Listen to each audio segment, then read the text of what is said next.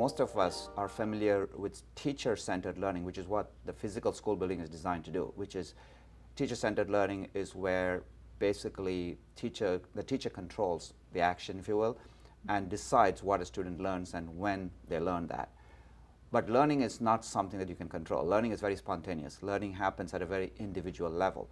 And so student-centered learning is kind of going with the flow as opposed to going against the flow. So you're basically saying, look, all children are different. They learn differently. They have different interests. They have different passions. So rather than force them all to learn the same thing at the same time in the same way, let us actually tailor and customize learning so that all the children will learn.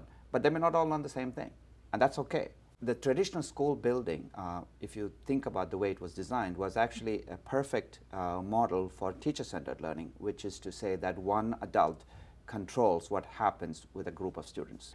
And so when teachers and principals and school leaders have this great idea to, hey, let's move to a 21st century student-centered model, they don't realize that the reason they may not be able to go to that model, at least not effectively, is because the school building physically prevents them from doing that. There are many ways in which traditional schools block student-centered learning. Research, for example, which is very important these days. Student presentations, very important for students to be able to present their work. Project-based learning. Collaboration, which, I mean, every job probably that these kids are going to have requires a lot of collaboration. Peer tutoring.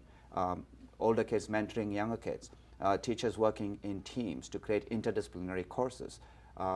Think about all the things that I just described and think about how hard those would be to do when one teacher is trapped in a room with 30 kids. So a student-centered model would physically have to look very, very different to allow these things to happen. And everything that I described, I don't think any educator would say, no, those are not things we want to have. Basically, the physical model of school is actually preventing the delivery of a true student-centered education.